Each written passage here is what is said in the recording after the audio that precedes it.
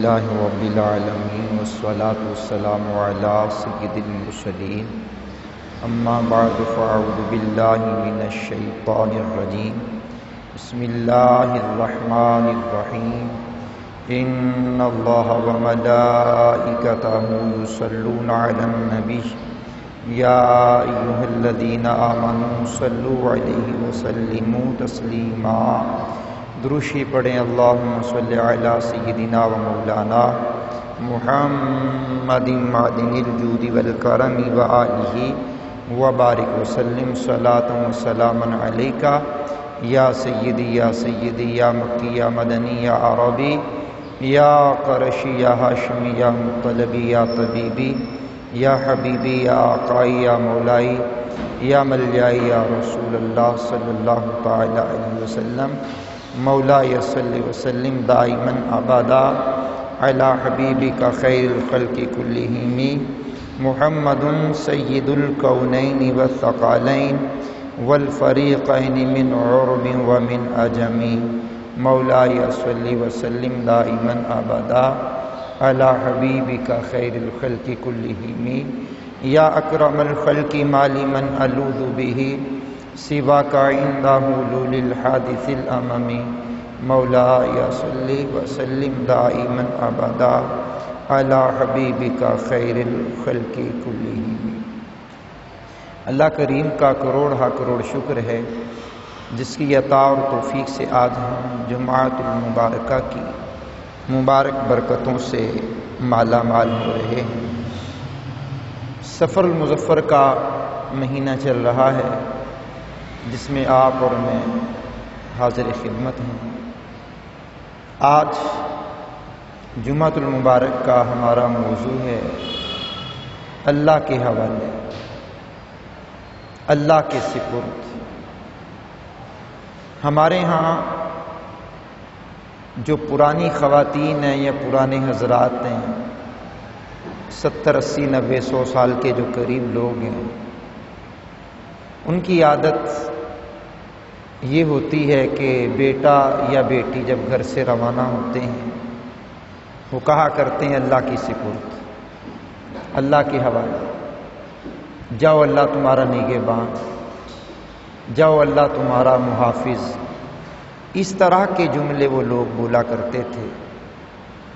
اب ان جملوں کی حقیقت کیا ہے اور ان کی برکات کیا ہیں، ان کے ثمرات کیا ہیں، حدیث سے ہمیں جو پتہ چلتے ہیں اس پر آج میں نے کلام کرنا ہے آپ کے سامنے۔ آپ توجہ فرمائیں گے تو میں اطمینان سے گفتگو کرتا ہوا آگے بڑھ جاؤں گا۔ سرکار دو عالم صلی اللہ تعالی علیہ وآلہ وسلم کے ایک صحابی ہیں سیدنا عبداللہ بن یزید۔ اب یہ پیارے صحابی نبی پاک صلی اللہ علیہ وسلم کے عبداللہ رضی اللہ تعالیٰ عنہ بیان کرتے ہیں کہ رسول اللہ صلی اللہ تعالیٰ علیہ وآلہ وسلم جب کسی کو کسی لشکر کے ساتھ روانہ کرتے، جب کسی کو کسی لشکر کے ساتھ روانہ کرنا چاہتے تو فرماتے میں تمہارے دین، تمہاری امانت، تمہارا آخری اعمال کو اللہ کے سپرد کرتا ہوں۔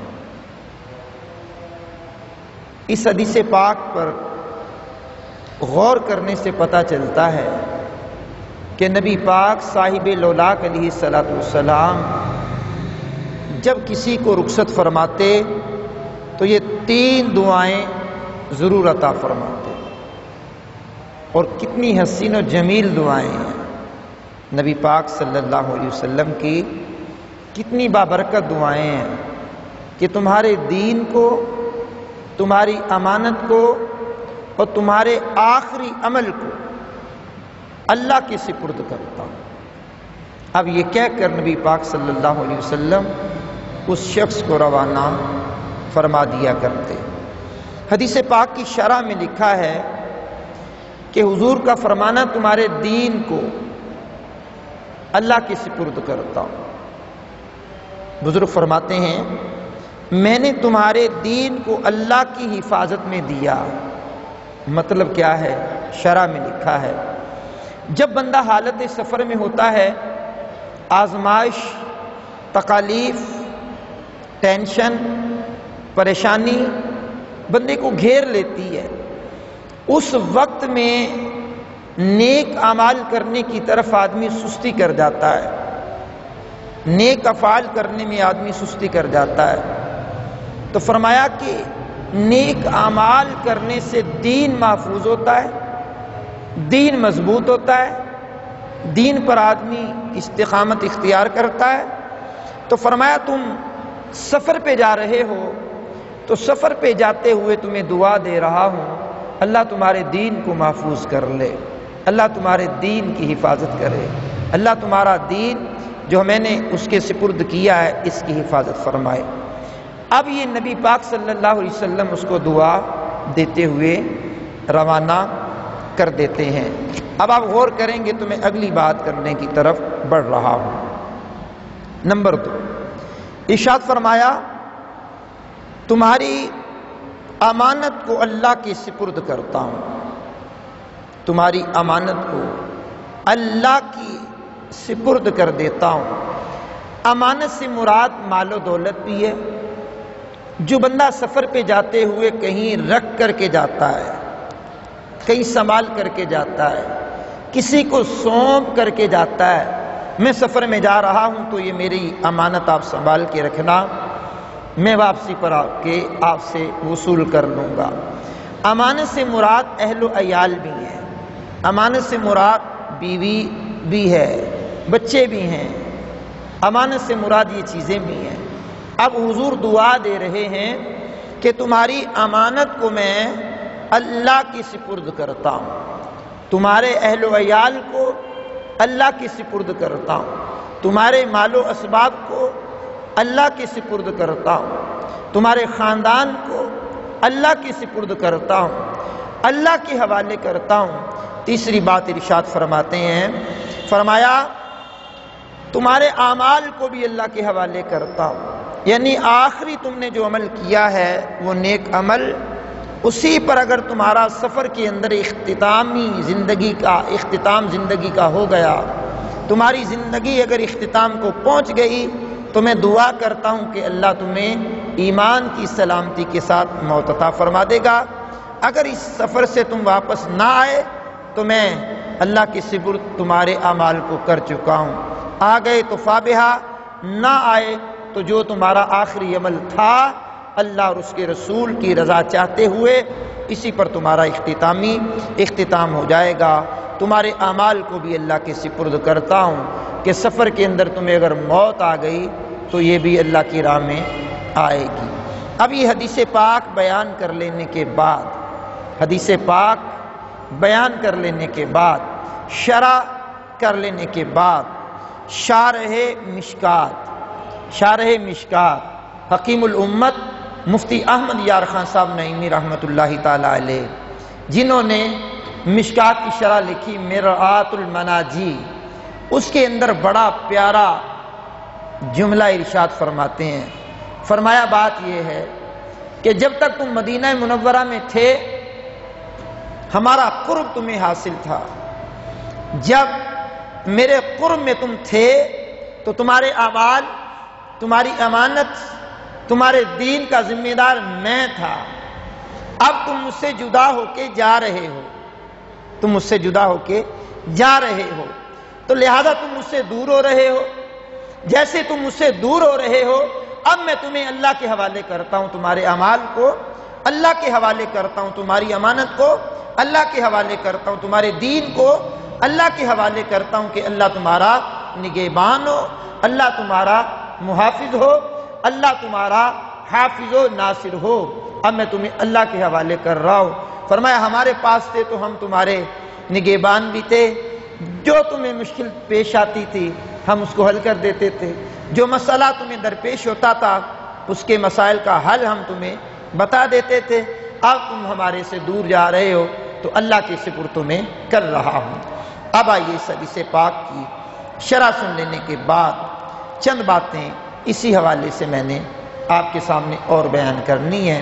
آپ توجہ فرمائیں گے، ذرا توجہ فرماتے ہوئے حکیم لقمان کا قول دل کے کانوں سے سماعت کیجئے گا۔ یہ حکیم لقمان کون ہے؟ جن کے نام پر قرآن کریم کی پوری سورت ہے، سورہ لقمان۔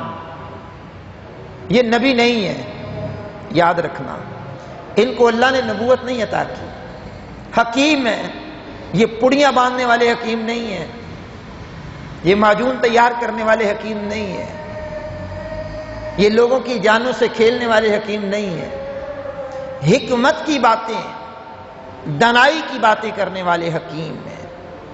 اب ان کے اقوال کو قرآن کریم نے کھول کھول کر کے بیان کیا ہے، اتنا کھول کھول کر کے بیان کیا ہے کہ پورا نصاب اگر ان کی زندگی میں پڑھ لیں آپ سورہ لقمان میں، تو اپنے بیٹے کو جو انہوں نے نصیحتیں کی ہیں، کمال کی نصیحتیں کی ہیں، کمال کی نصیحتیں کی ہیں، اور مختلف مقامات پر ان کے اقوال نقل بھی کیے گئے ہیں۔